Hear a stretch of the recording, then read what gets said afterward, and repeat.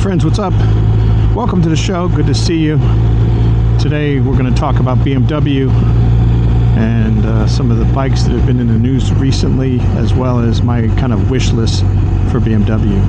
So I'm sure by now you've all seen, if you're a BMW fan, you've probably seen this K18, or actually it's called a Vision K18. And basically what it is kind of a futuristic drag bike with a 1800cc inline six, kind of built off the K1600. Let me know in the comments below, like, what you thought of this bike. I think from the gas tank forward, it's kind of an interesting looking bike, very futuristic and sporty, kind of cool. Gas tank back, nah, not so much. It looks like a kind of a door stop, like one of those door stop wedges you stick underneath the door to keep it open. The other kind of impractical things are the totally exposed rear tire. If you had a bike like that was on the road, you'd be kicking up all kinds of rocks and muck and rain, water, whatever, all over your back. And the placement of the six individual exhausts, 3 on each side, takes up the whole spot where you'd actually put any kind of luggage. So that's a no-go. I guess it's just a flex on their part, you know, a concept flex. So eventually that might turn into a K1800 bike, which is, I think, something that they're probably going to do, because they just have not revamped the K1600 in a long time. And also, kind of one of the competitors is the Honda Goldwing, which does has 1800cc engine. Now on paper, the K1600 is already a better performing motorcycle, where the Goldwing, I think, shines is comfort. From what I've been told, people that ride two up a lot, so if you have a passenger, the Goldwing is very comfortable for the rider as well as the passenger, more so than the K-bike. So I think that's the one thing Goldwing has over the K-bike. And then the other bike that was in the news lately, a little bit more recently, was the special edition 1000RR special edition Isle of Man TT bike. So basically it's just a 1000RR bike that's got a bunch of graphics on it for Isle of Man, and I don't know if they've tweaked anything on it performance wise. But that's another bike that's, you know, it's not going to be a bike that anyone can really buy. I'm sure it'll be very expensive, and it'll be very limited, more of a collector item, I would guess. So with that in mind, two kind of BMW flexes in the news lately that do not result in any kind of common rider benefits or things that we could actually buy. So with that in mind, I will pretend that I run BMW and I am the boss. And I will say up front, regardless of the investments for manufacturing and changing over to new platforms, I would say just spend the money and do it. I am the king. I said it, so do it. So I have the first bike in mind would be a sport bike, and it would be a 500RR.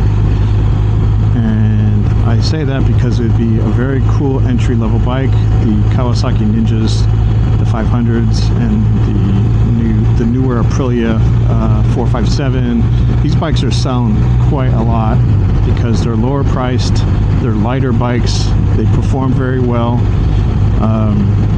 They're, I would say, okay for beginners, but they're still pretty fast bikes. So I don't know if you're a complete beginner and you're afraid of motorcycles, I wouldn't go that route. But anyways, it'll bring a motorcycle to the family that I think a lot of people would like.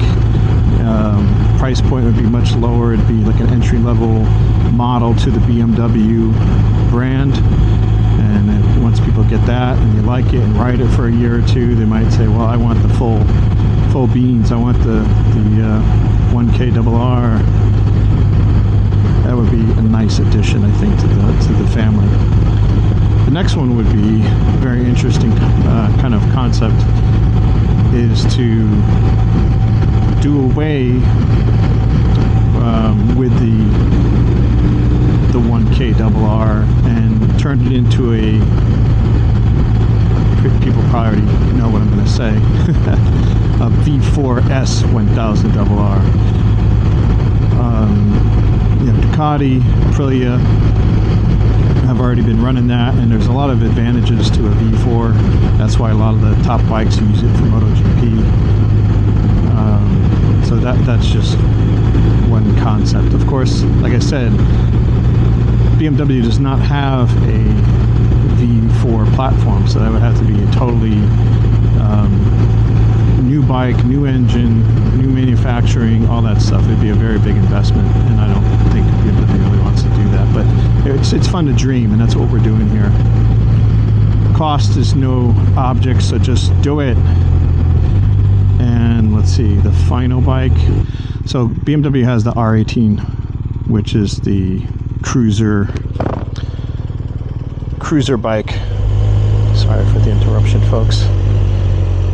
My BMW's telling me it's thirsty. Alright, so back to the show. So 1800, or the R18, which is a 1800cc boxer engine. It's not a bike that's selling that great for BMW, and I think they went with the boxer motor because it's their kind of legacy motor.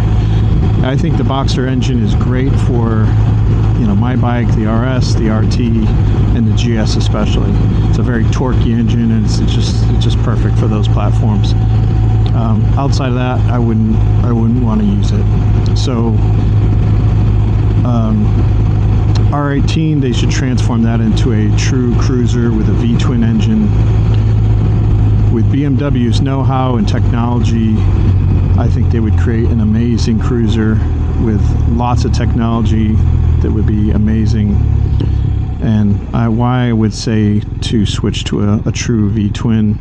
There's some pluses or pros and cons, of course. V-twins get hot and all that, but that's where I think BMW would use their brains and technology and create an engine that doesn't run as hot. Maybe water cool it and have, rear valve shut off like a lot of the Harleys do nowadays and Indians to decrease the heat. But it would solve two main problems, and I think it's the two main problems is why people don't buy the R18 as much, is the sound. That boxer motor, no matter what kind of exhaust you put on it, it just doesn't sound that good. It doesn't sound like a true cruiser. Like when you hear an Indian bike roll up with an exhaust system on it and a cam, or a Harley, it just sounds, it's got that sound. Potato, potato, potato, and it just sounds cool. That's one reason. And then the other reason would be the fact that you can't put forward pegs or controls on it because those gigantic cylinder heads are in the way. They do make a spatula that goes on top of those cylinder heads that allow you to rest your legs on top. But it's in such a way that to put your legs up there, it's too high and it's not comfortable. I've talked to a few people that have those and use them, and they said they're not really that comfortable. And they do make aftermarket pegs that could stick to the, like in front of the or on the sides of the cylinder heads. But that too puts your legs in such a weird bent position.